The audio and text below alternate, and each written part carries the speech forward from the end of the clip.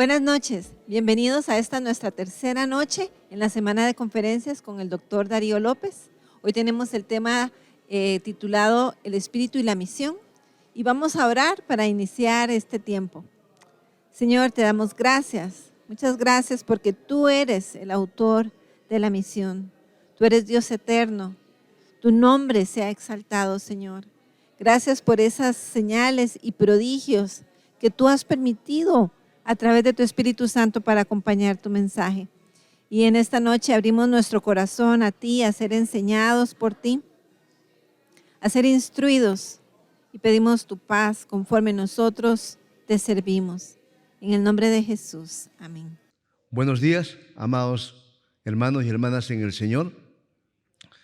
Volví a leer hasta 2 veces lo escrito y me pregunté, ¿qué de nuevo tendría yo que decir acerca del Espíritu y la misión si es un tema que se ha trabajado de manera abundante, desde muy diversos puntos de vista? ¿Qué es algo novedoso que podría compartir con ustedes acerca del tema el Espíritu y la misión? Especialmente basado en el mensaje del libro de los Hechos. En la iglesia donde soy pastor, por 2 años estudiamos el libro de los Hechos. Pero cada vez que vuelvo a leer siempre descubro nuevas avenidas, cosas distintas a las que ya había leído. Incluso en el comentario bíblico contemporáneo, el comentario de Hechos, lo escribí, pero igual vuelvo a leer Hechos y encuentro novedades de las que no me había dado cuenta en el momento en que escribí o que enseñé acerca del libro de los Hechos. Más aún, si uno se pregunta, este es un terreno bastante conocido para alguien que viene del mundo pentecostal. Así que yo me sentiría como pez en el agua, no tendría dificultades en explicar el mensaje del libro de los Hechos acerca del Espíritu y la misión, pero no es verdad necesariamente. Es una mirada, no es la única mirada. Por ejemplo, en toda la discusión que hay acerca de cómo leer e interpretar el libro de los Hechos, algunos dicen y afirman, ¿no es cierto?, y más de uno, que de un libro que es eminentemente narrativo o de un pasaje narrativo no se pueden extraer lecciones prácticas para todos los contextos. Pero sí de un libro del Antiguo Nuevo Testamento mucho más didáctico, sí se pueden extraer lecciones prácticas para todos los contextos. Cuando he leído esas afirmaciones me pregunto, ¿y de qué punto de vista hermenéutico se dice esto es narrativo, esto es didáctico? ¿Desde qué realidad yo parto para leer determinado libro de la Biblia y digo esto es así, esto es así, de acá esa colección, de acá no se puede, de acá es más difícil, es imposible casi? Ese es un problema que los pentecostales tienen, especialmente cuando se afirma que la teología y la espiritualidad pentecostal brota del capítulo 2 de Hechos. Esa es la matriz a través de la cual se construye todo el discurso pentecostal y toda la espiritualidad pentecostal. Y no de todo el libro de los Hechos, sino solo del capítulo 2 o en todo caso de 1 Corintios 12, la primera parte.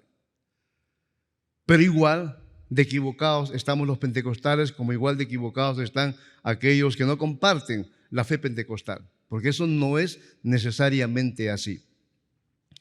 Pero entonces yo me puse a pensar el espíritu y la misión desde la óptica de Lucas en el libro de los Hechos. Si tan solo uno volviera a leer el libro de los Hechos con ojos nuevos y desde una realidad particular, lo más probable es que descubra asuntos que en algún momento y en otro contexto no aparecían. Voy a ponerles algunos ejemplos para explicar un poco mejor lo que estoy intentando comunicar o decirles en esta mañana. Nos hubiéramos evitado muchas discusiones, muchos eventos internacionales si es que hubiéramos prestado un poco más de atención al mensaje del libro de los Hechos. En ningún momento, por ejemplo, en el libro de los Hechos se habla de que la tarea de la iglesia es el crecimiento numérico, o de que lo único que la iglesia tiene que hacer es proclamar verbalmente el evangelio de todas las maneras posibles, haciendo uso de una diversidad y multiplicidad de estrategias. Eso no aparece en el libro de los Hechos. Pero tampoco aparece la otra vertiente, de que lo único que importa es el prójimo donde se encuentra. Así que la dimensión social y política de la iglesia es lo central. Hace años, cuando era más muchacho, fui a una institución que estaba en América Latina ante la Cruzada de Literatura a cada hogar. Y en el cartel de entrada decía: la tarea suprema de la iglesia es la evangelización. Y yo viví con esa convicción durante años, hasta que de pronto me di cuenta que eso no era necesariamente así, que Mateo 28 no era la única forma de entender la misión. Y lo que dice Marcos, lo que dice Lucas, y especialmente lo que dice Juan: como el Padre me envió, así yo os envío, que esa fue la enorme contribución de John Stott al Congreso Mundial de Berlín en 1966, cuando se habló de la evangelización. El libro de los Hechos, por ejemplo, yo no creo que hable de alguna estrategia. Si hubo alguna estrategia, era el Espíritu Santo que estaba detrás y que utilizaba a los hombres y mujeres que se movilizaban. No hay en ningún momento de los libros de los Hechos, en ningún pasaje del libro de los Hechos, que la iglesia se sentó y comenzó a programar cómo se iba a desplazar por el mundo greco-romano. En absoluto. Por lo menos yo no lo encuentro que eso sea así. Lo que encuentro es más bien una iglesia que bajo el impulso del Espíritu Santo va avanzando y paso a paso va cruzando fronteras culturales, religiosas, políticas, y va asentándose en una diversidad en medio de un mundo pluralista en muchos sentidos. Y tampoco está esa discusión laico y no laico. Es simplemente los creyentes movilizándose bajo el impulso del Espíritu para compartir la novedad de vida que habían encontrado y que les había transformado a ellos. Hace varios años me invitaron a formar parte de un grupo para escribir un libro sobre las misiones. Y lamentablemente la investigación no se publicó. Me pidieron a mí que escribiera sobre los misioneros latinoamericanos que iban a Europa y a África y Asia. Y me interesó bastante y claro, escribí y descubrí, por ejemplo, que habían en ese tiempo, hace había más de 10.000 misioneros latinoamericanos en diferentes lugares del mundo. Pero la mayoría de ellos, antes de 3 años, regresaban a América Latina totalmente frustrados, porque quienes les habían prometido apoyo económico no cumplían con su palabra y venían completamente destrozados en la vida emocional. Y entonces descubrí además que el latino promedio se cree jefe y entonces no acepta trabajar en equipo. Y además el latino, como cualquier otro misionero, va a otro contexto y reproduce su cultura en ese contexto. Y yo me pregunté, qué difícil es hacerle reír a un inglés. En cambio, el latino sonríe con mucha facilidad, se cuenta bromas, se cuenta chistes, es muy distinto. Esa investigación me enseñó mucho a mí acerca de las fronteras que hay que cruzar. No solamente son geográficas, hay una multiplicidad de fronteras que uno debe cruzar, las fronteras culturales y de las pequeñas culturas. Por ejemplo, yo estoy seguro que Guatemala de día no es igual, la ciudad de Guatemala de día no es igual que la ciudad de Guatemala de noche. Hay otro mundo ahí, y en ese mundo es también una frontera misionera. Los niños de la calle, las madres solteras, las mujeres violentadas, son otras realidades misioneras que no siempre las hemos pensado y cruzado. Y ahí hay que aprender cómo ser misionero en esas otras realidades poco transitadas por los evangélicos. En Lima, en mi país, había un misionero inglés que él quiso trabajar con los niños de la calle, que se llaman los petizos en el Perú. Y él descubrió que como él era peluquero, entonces, o estilista, como dicen ahora, él dijo, muy bien, yo lo que voy a hacer es, voy a acercarme a esos niños, voy a aprender sus códigos de lenguaje, voy a ver cómo hablan ellos, y entonces les voy a decir, bueno, les acompaño y les corto el cabello. Pues cada grupo social en su cultura o en su microcultura tiene códigos de comunicación que no siempre son los mismos. Pues yo llegué al Evangelio cuando tenía casi 20 años, estaba ya estudiando en la universidad, pero venía de un mundo en el cual yo hablaba no siempre español, hablaba jerga, la jerga de la calle, del barrio, y entonces me costaba luego hablar el español.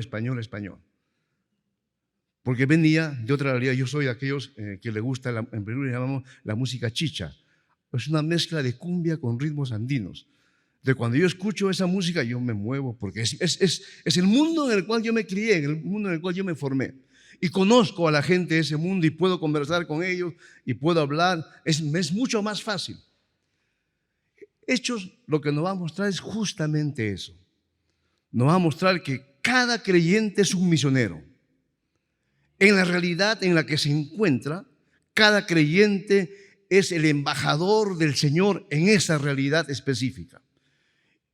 Y que no necesariamente, no estoy en contra de la formación transcultural o intercultural de los misioneros, no, que en la realidad uno se encuentra con lo que tiene uno y las herramientas que uno tiene, puede compartir del Señor, puede compartir su fe de manera tranquila. En el mundo pentecostal es muy difícil encontrar equipos pastorales en una iglesia. Yo intenté hasta en 2 ocasiones formar equipos pastorales en mi congregación. Y en realidad los tuve y los tengo. Pero aprendí 2 cosas. El primer equipo pastoral que formé estaba conformado por 5, 3 mujeres, 2 hombres. Y el que debía reemplazarme cada vez que yo salía, de pronto el Señor se lo llevó a Suecia. Y me desarmó todo el equipo. Y él fue a Suecia y se convirtió en pastor juntamente con su esposa. Pero fueron para trabajar como cualquier otro inmigrante. Yo formé otro equipo. El que debía quedarse cada vez que yo salía se fue a Italia a trabajar.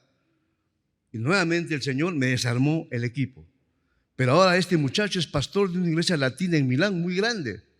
La iglesia latina de Milán. Pero él fue a trabajar como cualquier otro inmigrante. Pero de pronto formó una congregación muy grande ahí. Así que aprendí la lección. Que Dios nos quita lo que más queremos porque Él lo quiere en otro lugar. ¿Recuerdan ustedes Antioquía? ¿Por qué Dios escogió no a Níger, no a Manaén, sino a Pablo y a Bernabé? ¿Por qué no a Lucio? De esos 5, ¿por qué Dios escogió a 2? Y dijo, a esto yo quiero, a estos por ahora no. Es muy interesante cuando uno lee la historia, pues claro, Bernabé y Pablo tenían experiencia bicultural y transcultural. Eran judíos de la dispersión. Además, Pablo tenía una capacidad intelectual enorme, se había formado en la mejor universidad del mundo griego, en Tarso, de ese tiempo, y se había formado en Jerusalén, con el catedrático más importante que había en el mundo judío, Gamaliel. Y ambos, Bernabé era levita y Pablo era alguien que se había formado en el mundo fariseo. O sea, eran los instrumentos que en ese momento de la vida de la iglesia se requería para que el evangelio cruce otra frontera cultural. Del mundo judío, luego hacia Europa. Aprendí esa lección. Entonces, lo que quiero hacer en esta mañana es leerles un poco de lo que yo he escrito acá acerca de ese tema tan trabajado, tan cansado, pero con una lectura que a mí me resulta por lo menos interesante. Dice, el autor de Hechos, Lucas, se ha encargado de precisar en el prólogo de su obra que cada relato o sección tiene que ser examinado cuidadosamente debido a que tiene una clarísima intención teológica.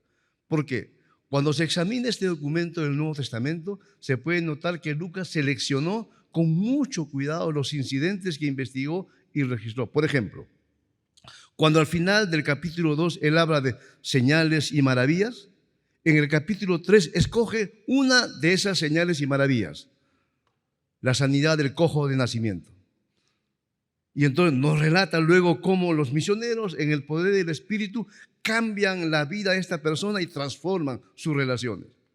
Eso es muy importante recordarlo, como les dije ayer. Todo lo que Lucas dice no tiene desperdicio. Lucas ha escogido de manera deliberada de toda aquella información a la que él tuvo acceso algunos incidentes que los va contando luego paso a paso. Es igual, por ejemplo, cuando uno lee el Evangelio, ¿no? Lee Lucas 4, Lucas 7, y lo que entiende es que Lucas 4 y Lucas 7 son una síntesis de la teología de Lucas. Y cómo Lucas a lo largo del Evangelio va paso a paso, va deshilando lo que ha dicho en el capítulo 4 y en el capítulo 7. Y uno entiende rápidamente el propósito pedagógico de Lucas. Comenzaremos afirmando que la iglesia que Lucas describe en Hechos fue una iglesia llena del Espíritu, situada en un contexto histórico concreto y enviada a todas las naciones para dar testimonio de la buena noticia del reino de Dios con palabras y con gestos concretos de amor al prójimo. Eso es lo que se dice en el capítulo 1, ¿no es cierto? Específicamente. Los temas claves que Lucas nos ha dejado como claros indicativos de una iglesia llena del Espíritu, buscando extraer lecciones concretas para la vida de nuestra iglesia. Por ejemplo, algunos de los temas clave que yo descubro vinculados con el Espíritu y la misión. La relación estrecha entre el poder, el control del Espíritu y la capacidad de ser testigos del Evangelio hasta lo último en la tierra viene a ser el tema central del libro de Hechos. El autor de este documento subraya que la buena noticia de salvación fue avanzando desde Jerusalén, la capital de Palestina, hasta Roma, la capital del imperio. Como si se tratara de círculos concéntricos, la iglesia, en cumplimiento de la misión que le había sido delegada, fue moviéndose en forma centrífuga, de la periferia al centro, de la oscura provincia de Palestina a Roma, la capital del imperio. Y así ha sido siempre la misión. Acerca de este tema, el Espíritu y la misión, cuando se lee Hechos, 6 asuntos, por lo menos para mí, son bastante claros con respecto a la relación estrecha entre el Espíritu y la misión. Una relación que es bastante clara en el pasaje clave de Hechos 1:8, en el que se resume tanto el contenido como la estructura de todo el libro de Hechos. Recuerden, Hechos 1:8 es una síntesis del contenido y de la estructura de todo el libro de los Hechos, por lo menos de mi perspectiva. De acuerdo al relato de Lucas, el Espíritu escoge, el Espíritu envía, el Espíritu equipa a los misioneros, el Espíritu traza la ruta de la misión, el Espíritu ensancha el horizonte de la misión, y la misión en el poder del Espíritu va acompañada de señales, maravillas y prodigios. ¿Recuerdan ustedes Hechos 16? Cuando el apóstol Pablo está viajando y tiene su plan de viajes, ha hecho su hoja de ruta y el Espíritu le dice no. Relabora su plan de viajes y nuevamente el Espíritu le dice no. Y entonces en una visión Pablo ve a un varón macedonio y entiende que Dios quiere que vaya, que cruce otra frontera. Es muy interesante, pues es un caso en el cual la voluntad del Espíritu no coincide con la voluntad del misionero. En otros momentos, lo que Pablo había trazado estaba dentro de la voluntad de Dios, pero en este caso no. Cuando yo he leído este pasaje, y Samuel Escobar tiene un estudio muy bonito de este pasaje, está en una de las revistas Misión, tiene el caso de Filipos como un caso de misión y transformación social. Cuando he vuelto a leer este pasaje me puse a pensar, si hubiera sido Pablo, sabiendo lo que me esperaba en Filipos, probablemente no hubiera ido. Porque lo que le pasó en Filipos fue para cualquier ser humano terrible, ¿no es cierto? Le acusaron injustamente, lo metieron en la cárcel y antes le pegaron. Pero todo eso estaba encuadrado dentro de lo que el Espíritu Santo había pensado acerca de la misión. En Filipos la misión llega a Europa. Filipos es la primera ciudad de Europa en ser evangelizada por misioneros como Pablo y como Silas. Por eso es que digo, el Espíritu escoge, el Espíritu envía, el Espíritu traza la ruta de la misión. Y el Espíritu además amplía esa ruta de la misión. Y la misión va acompañada de señales, maravillas y prodigios, como en Filipos, ¿no es cierto? Esa muchacha con espíritu de adivinación, como fue liberada por el poder del Señor, y además la conversión del carcelero de Filipos, la conversión de Lidia, por ejemplo. Es muy interesante ese pasaje porque muestra cómo personas de 3 sectores sociales diferentes finalmente forman una iglesia, ¿no? Una acaudalada como Lidia, una muchacha violentada y extorsionada y manipulada y oprimida, y luego un funcionario del imperio. Así comenzó pues la misión. La misión en el Espíritu siempre es con transformación social. Acerca de lo último, si se sigue con cuidado el relato de los hechos, se puede deducir que cuando Lucas menciona las señales, maravillas y prodigios, está refiriéndose a la sanidad de los enfermos, a la liberación de los posesos y a la confrontación con los poderes opuestos al Evangelio. Así, por ejemplo, Cuando Pablo y Bernabé estuvieron en Chipre, se confrontaron con un falso profeta y mago llamado Bar-Jesús, que se oponía a la proclamación del evangelio en ese lugar. Cuando estuvieron en la ciudad de Listra, un cojo de nacimiento fue sanado, tal como había ocurrido anteriormente en la experiencia de Pedro en Jerusalén, y en la ciudad de Lidia, cuando Pedro, en el nombre de Jesús, sanó a Eneas. Aparte de estas 6 características que dan cuenta de la relación estrecha entre el espíritu y la misión, Lucas subraya también que cuando el horizonte de la misión se fue ampliando, los misioneros llenos del espíritu se enfrentaron a los poderes políticos, religiosos y a las personas instrumentadas por el diablo que se oponían al avance de la buena noticia de salvación. Queda claro entonces que a la luz de Hechos existe una íntima relación entre el espíritu y la misión. ¿Cuál fue el mensaje de los discípulos según el libro de los Hechos?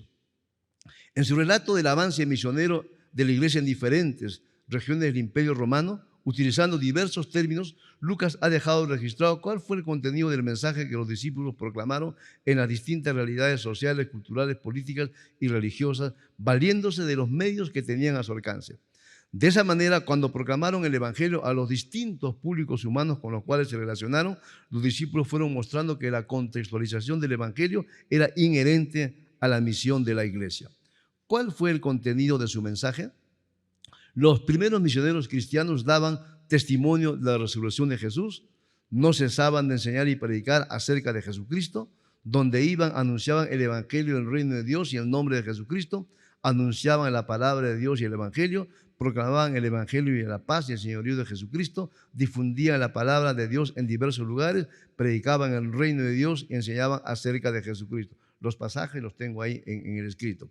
Esta insistencia que se muestra en Hechos con respecto al núcleo del mensaje que proclamaron públicamente los misioneros en diferentes contextos del siglo I, está en consonancia con el credo cristiano primitivo que Pablo ha dejado registrado en 1 Corintios. Además, os declaro, hermanos, el evangelio que os he predicado, en el cual también perseveráis, por lo cual asimismo, si recibéis la palabra que os he predicado, sois salvos si no creísteis en vano. Porque primeramente os he enseñado lo que asimismo recibí, que Cristo murió por nuestros pecados conforme a las Escrituras, y que fue sepultado y que resucitó al tercer día conforme a las Escrituras, y que apareció a Cefas y después a los 12. Un examen de las predicaciones que Lucas ha registrado en Hechos demuestra que el querigma de los primeros discípulos tenía 5 puntos claves relacionados con la persona y obra de Jesús de Nazaret, un judío crucificado por el poder imperial, su ministerio terrenal, su muerte, su resurrección, su exaltación y su papel como Salvador. En otras palabras, como lo ha afirmado René Padilla, a lo largo de todo el libro de los Hechos se destaca la proclamación de Cristo. Hubo también en la predicación de los primeros discípulos, aparte de citas del Antiguo Testamento cuyo cumplimiento probaba que Jesús era el Mesías prometido, un llamado al arrepentimiento y la promesa de perdón de pecados, instando a los oyentes a creer y ser bautizados como señal visible de integración voluntaria a la iglesia. Esto es bastante conocido. Lo que puede parecer tal vez no conocido es los lugares en los cuales predicaron. Con respecto a los lugares, Lucas registra que los discípulos predicaron en lugares y espacios públicos tan diversos como el templo, las sinagogas, las casas, fuera de la ciudad, los caminos, la plaza pública y la prisión. Acerca de esta diversidad de lugares se afirma que fue un esfuerzo no premeditado. Se encontraban dispersos y alejados de su base en Jerusalén y se esparcieron por todas partes difundiendo la buena nueva que les había traído gozo, alivio y renovación de vida.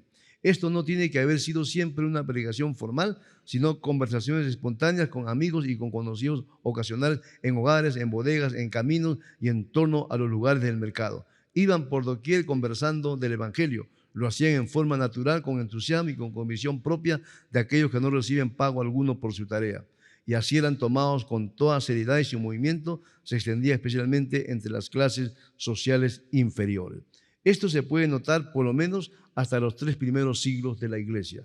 La manera como los discípulos en su caminata, en su peregrinaje, iban compartiendo el evangelio. No había misioneros profesionales en ese tiempo. Eran el creyente, la creyente que tenía un mensaje y simplemente lo compartía. Samuel Escobar tiene un libro muy bonito, Tiempo de Misión, y tiene otro libro también acerca de la misión, donde él cuenta varias experiencias de misioneros latinos en Europa que no fueron como misioneros vinculados a una agencia o misionera o a una denominación. No, fueron a trabajar como cualquier otro inmigrante, pero tenían una fe que compartir y entonces la compartían y como consecuencia de eso se formó una iglesia en distintos lugares de Europa. Es muy interesante, incluso en lugares que parecen imposibles, había siempre la presencia de algún latino ahí compartiendo su fe.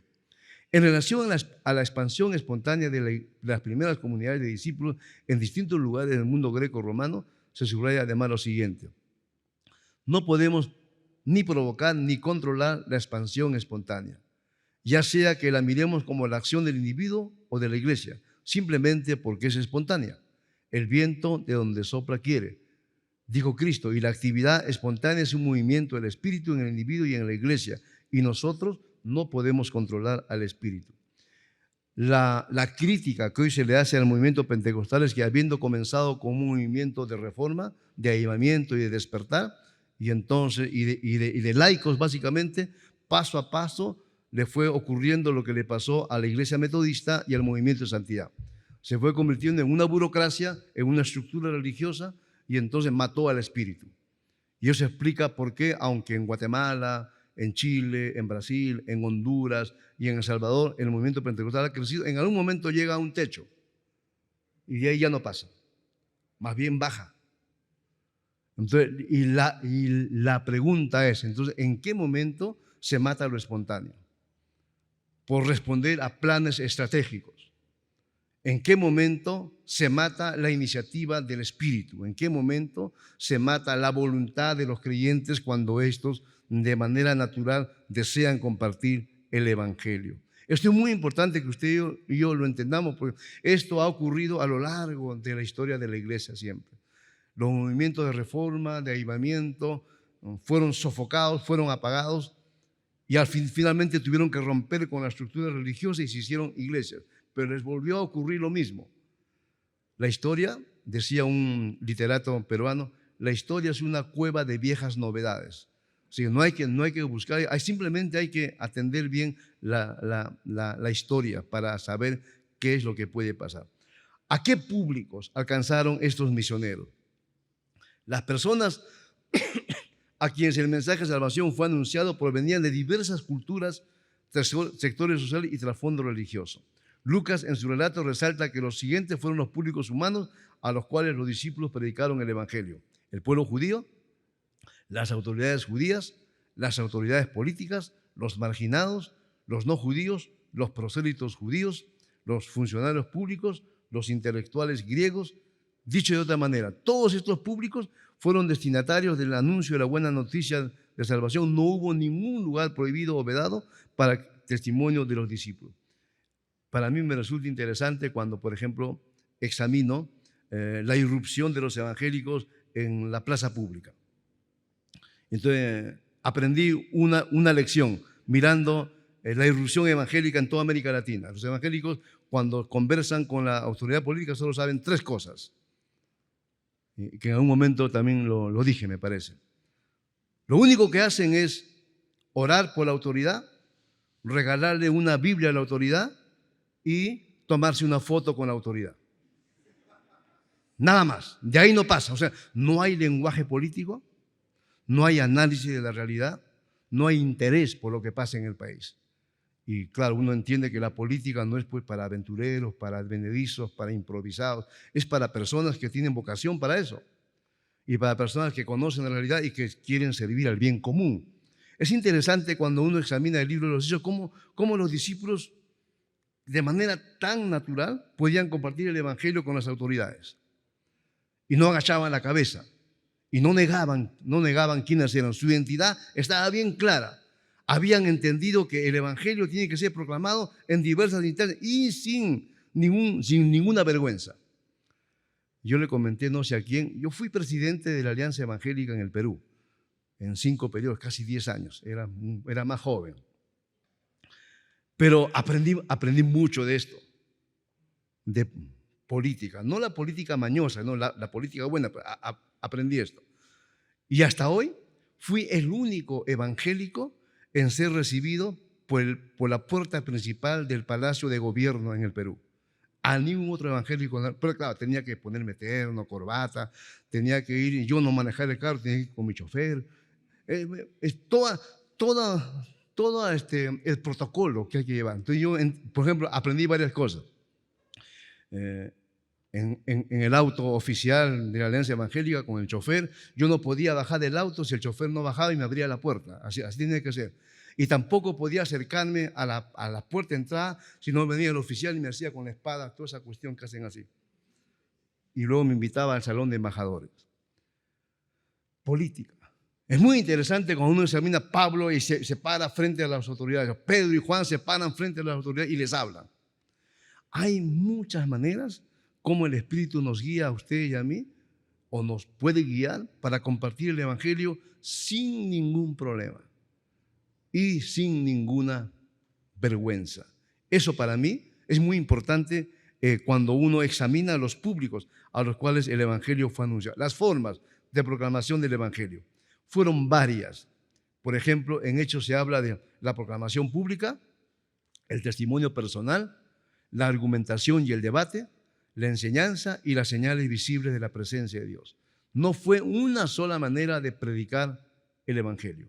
Fueron múltiples y muy diversas y dependiendo de los contextos. Por ejemplo, uno puede comparar el discurso de Pablo en Listra con el discurso de Pablo en Atenas. Son completamente diferentes porque los públicos eran diferentes y además la realidad que tenía que encarar el misionero eran también completamente diferentes. Así que a eso se le llama contextualización, ¿no es cierto? Samuel Escobar tiene una frase que a mí me encanta bastante. El Evangelio es semilla eterna, pero tiene que ser planta nativa.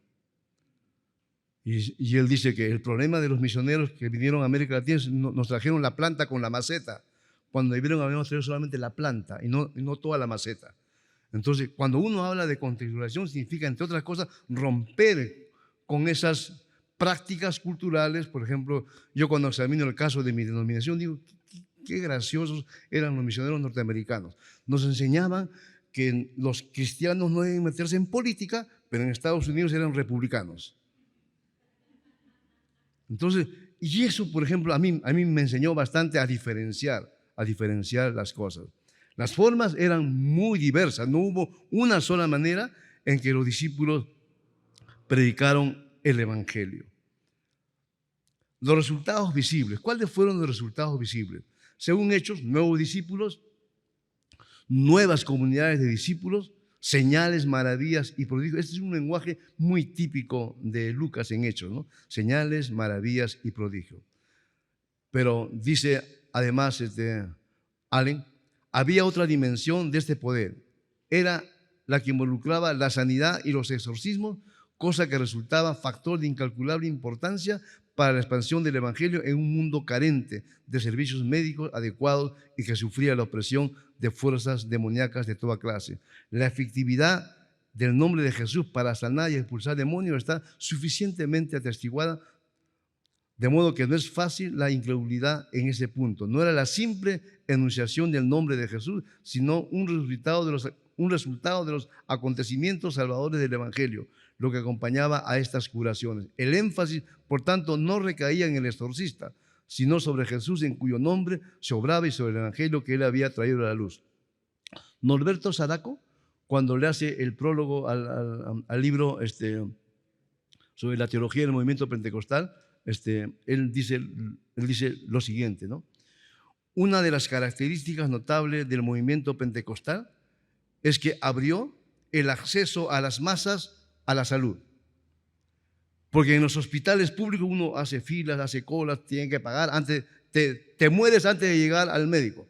Pero el pentecostalismo abrió las puertas al pueblo para que accediera gratuitamente a la sanidad en el nombre de Jesús. Y para Saraco, ese es un punto muy importante en la manera como el pentecostal actúa. O por ejemplo, yo le comentaba a algunos de ustedes, me parece, en estos días, el pentecostal tiene una manera muy peculiar, muy particular de leer la Biblia. El pentecostal, cuando lee la Biblia, se mete en la historia y dice, pero este pasaje está hablando de mí. Y entonces congenia con el texto rápidamente. y se mete al texto y relee el texto a partir de su propia historia. Porque el pentecostal, y la pentecostal tiene además otro asunto que es muy particular. El pentecostal, bien pentecostal, difícilmente te va a hablar de ayer. Te va a hablar de ayer, pero eso no es. Te va a hablar del hoy. Lo que Dios hizo hoy en su vida. Te va a decir, Dios, mi divino compañero, hizo esto hoy por mí. Eso es muy importante, especialmente cuando se habla del potencial transformador del Evangelio en la vida de las personas. El Dios en el cual ustedes y yo creemos no es el Dios de ayer y de mañana, es el Dios de hoy también. Y por lo tanto es el Dios que hoy te acompaña en las realidades complejas en las que te encuentras. No solamente te habla, te libera. Y eso es un mensaje poderoso, especialmente para personas que sufren de diversas formas de opresión. Que Dios se interese en ti. Este domingo tengo que predicar en una iglesia de Dios pequeñita. Yo pedí, llévenme a una iglesia de Dios pequeñita, una iglesia del pueblo de a pie. Y me van a llevar. Me dijeron, ¿cómo es el Día de la Madre? Esta mañana me despertaron los cohetes. Yo pensé que es mi cumpleaños, qué cosa, pero ya recordé que el Día de la Madre en Guatemala es más importante que la Navidad. Entonces ya dije, muy bien. Hasta 3 veces he escuchado los cohetes por ahí. Pero entonces me han pedido que hable sobre la mujer. Pues dije, muy bien. ¿Puedo hablar sobre la mujer? Pues también puedo hablar sobre el hombre. Lo que hoy se llama las nuevas masculinidades. Puedo usar ese pasaje del que he escrito, el último capítulo del libro de Juan, para hablar del Jesús que siendo hombre, que siendo macho, sin embargo Jesús se pone en mandil, cocina y sirve a los discípulos. Para mostrar que esta no es tarea de mujer, esta no es tarea de hombres. Pero también puedo hablar acerca de la mujer, puedo hablar de Agar. Y puedo decir, bueno, el sinvergüenza de Abraham bota a Agar con un cántaro y un pan y a Ismael, y sabe que va a morir, pero los bota, porque su esposa le urge que los bote.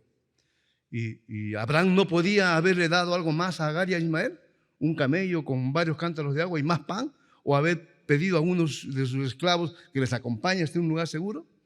Pero a mí lo que me resulta interesante es cuando ya Agar está desfalleciendo y Ismael va a morir, aparece Dios.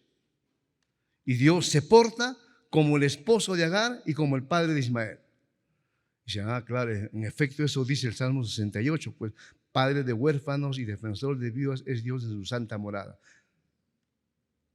Dios hace lo que Abraham tuvo que haber hecho. Él actúa como el esposo de la mujer indefensa y como el padre del niño vulnerable.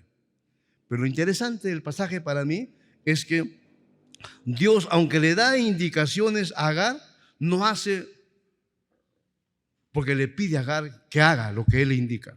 Porque Agar es la esclava acostumbrada a obedecer, la subordinada, la que no tiene iniciativa, pero Dios le dice, mira, haz esto, esto y esto, y el niño vivirá. Es el Dios que empodera a la mujer, es el Dios que le ayuda a la mujer a que descubra sus capacidades, a que haga uso de sus saberes y su experiencia para beneficio de ella y de su niño.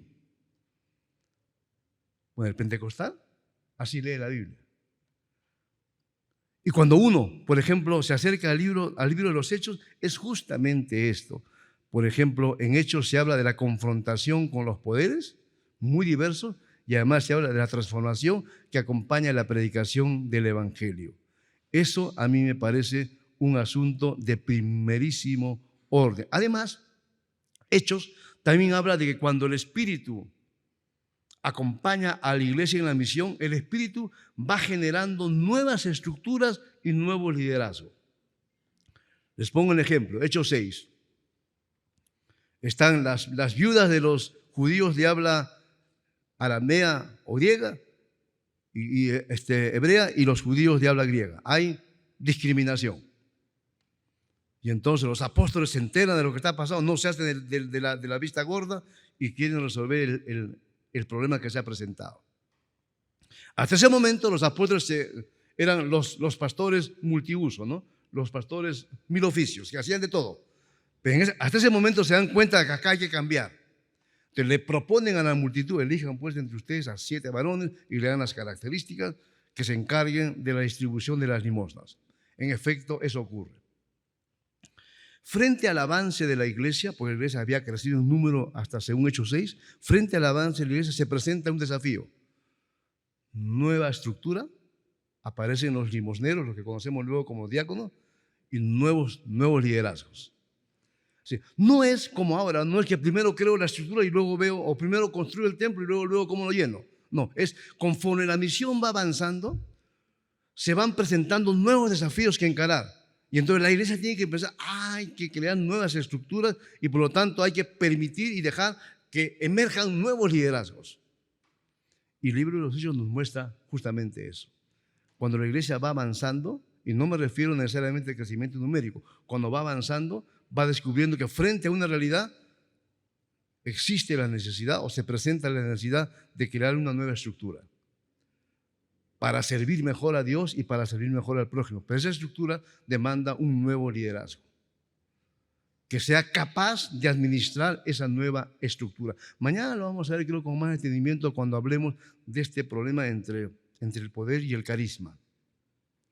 ¿No? Que hay muchas personas que tienen el poder, pero no tienen el carisma del Espíritu. Y los que tienen el carisma no están en el poder. Es una tensión que se observa en las iglesias en todo tiempo. Los instrumentos humanos es muy interesante. Por ejemplo, ¿no? Hubo pescadores galileos como Pedro y Juan, un educado rabino como Saulo de Tarso, un joven hijo de mujer judía y padre griego como Timoteo, un experto en el Antiguo Testamento como Apolos, 2 inmigrantes judíos fabricantes de cartas como Aquila y Priscila, una mujer pudiente como Lidia, un curtido carcelero como el de Filipos, un médico como Lucas. Noten ustedes la variedad. O sea, todos somos instrumentos al servicio de la misión de Dios. Es cierto, y hay que reconocer que hay vocaciones particulares, pero los demás no podemos eludir nuestro compromiso de anunciar el Evangelio del Señor. Y acabo con esta historia. Cuando yo era estudiante de la universidad, yo estudié ingeniería de pesca, mi primera profesión. Yo me convertí cuando estaba en el primer año de la universidad. Y era un pentecostal, pues eso, fogoso, ¿no es cierto? Iba con mi Biblia, esa Biblia antigua de pasta negra y filos rojos, iba a la universidad, un fogoso.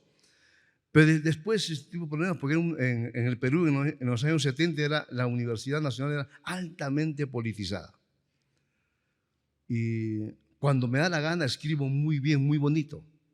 Bien, dicen que mi letra es muy bonita y soy zurdo, ¿no? Muy bonito.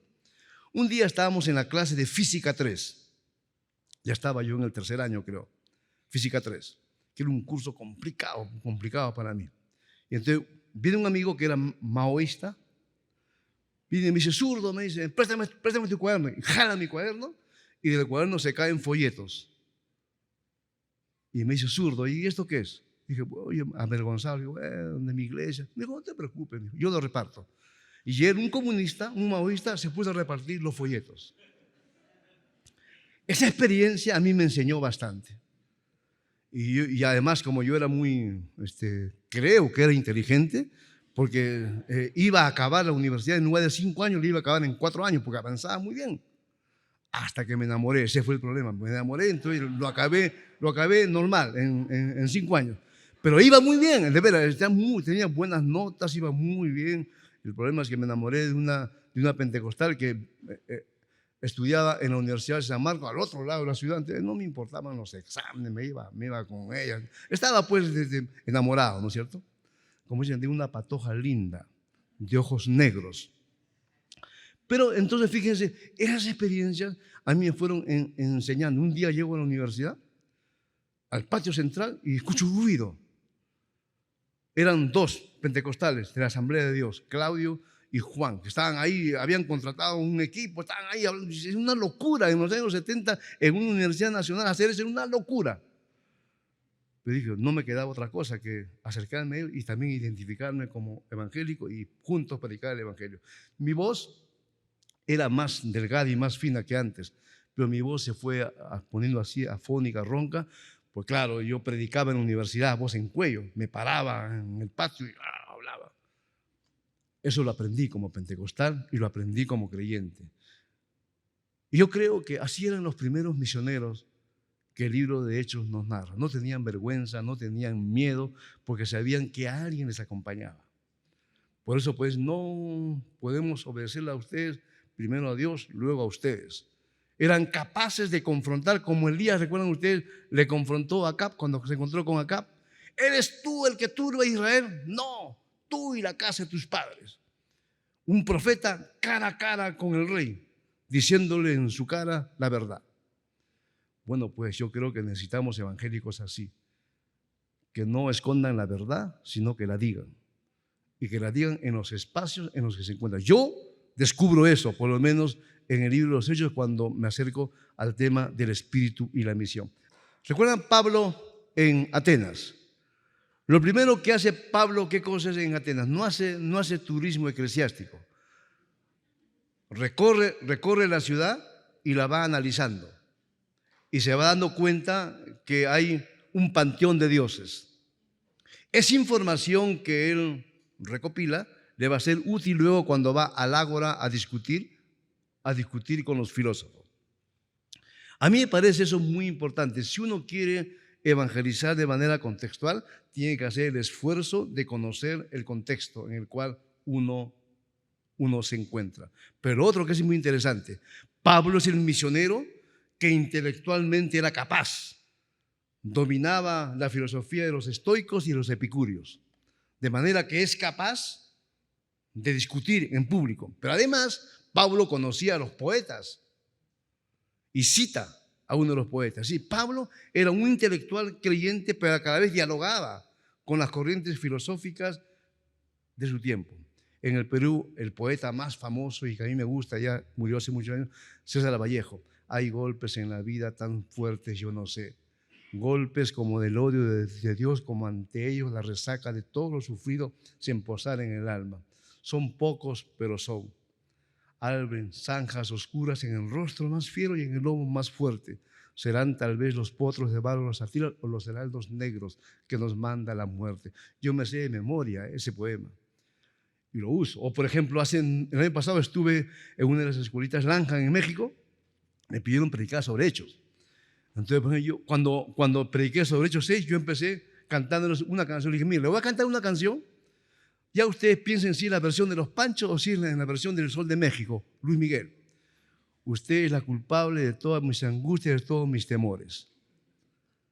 Para luego insertarles con el texto. Es decir, uno tiene que tener la habilidad de enamorar a la audiencia. Y cuando uno la enamora, entonces ya no se van a dormir, ¿no es cierto? Y te van a escuchar y van a estar atentos. Pero, por ejemplo, uno puede ver Pablo en Listra. Hacen algo y la gente los confunde con dioses griegos que han descendido. Y Pablo se encarga de decir, no es así, yo no soy Mercurio, no sé esto, y les da el evangelio en una versión muy interesante. Es el Pablo que es capaz de dialogar interculturalmente. Es el Pablo que sabe quién es, pero sabe a la vez respetar lo que está pasando ahí. En Hechos hay varios ejemplos muy, muy, muy lindos de cómo el evangelio se contextualiza y cómo los primeros misioneros fueron, por ejemplo, cuando Felipe llega a Samaria, ¿no es cierto? Y entonces Dios hace maravillas y señales ahí en Samaria y envían a Pedro como chismoso, ¿no? para ver qué ha pasado ahí. Pedro se convence que el Espíritu también está con Felipe. Y entonces sí, acá no ha pasado nada más que el Señor que está con Felipe. Es muy interesante, por ejemplo, cuando Dios reevangeliza a Pedro y evangeliza a Cornelio. ¿Recuerdan ustedes? Pedro es el judío que ha sido investido con el poder del Espíritu, que ha caminado con Jesús, pero es prejuiciado. Yo no me puedo juntar como judío con un gentil, es abominable para mí. Y Dios lo reevangeliza, le hace cambiar su marco teológico prejuiciado. Pero a veces también evangeliza a Cornelio y a ambos le dice, no te preocupes, Pedro, anda nomás, el Espíritu te está enviando. Y a Cornelio también le dice, es muy interesante cuando uno examina los detalles. Si uno puede ir historia, por ejemplo, Dorcas. Es una historia linda, ¿no es cierto? De una mujer que sirve a creyentes y no creyentes. Una mujer que cuando muere, las viudas lloran, las viudas creyentes y no creyentes lloran, porque Dorcas tenía saberes, destrezas, experiencia dinero, era una mujer muy amada y la única a quien se le llama discípula en el Nuevo Testamento. Es muy interesante estudiar la historia. Es una mujer que sirve con sus destrezas a las mujeres viudas. Y esa es otra manera de comunicar el Evangelio también. Así que, Nelson, hay mucho material ahí. A mí como pentecostal, claro, me encanta, porque el pentecostal cuenta historias, ¿no es cierto? Y a través de las historias va a ir mandando la teología ahí. ¿No es así? Ahí está mi amiga, la discípula de David Suazo. Ayer recién entendí por qué es discípula de David Suazo. Es muy, muy interesante para mí. Ahí tuvimos un diálogo muy bonito con varios profesores de aquí. Me encantó bastante ese diálogo, conversar, reír, que es otra manera de hacer teología también. Muchas gracias entonces, Sofía. Gracias, Nelson, por esta mañana. Seguimos el día jueves conversando. Muchas gracias por habernos acompañado en esta noche con el doctor Darío López. Les esperamos mañana. Mañana es nuestra cuarta noche. Mañana el tema es el Espíritu, los dones y el fruto del Espíritu. No se lo pierda. Dios les bendiga.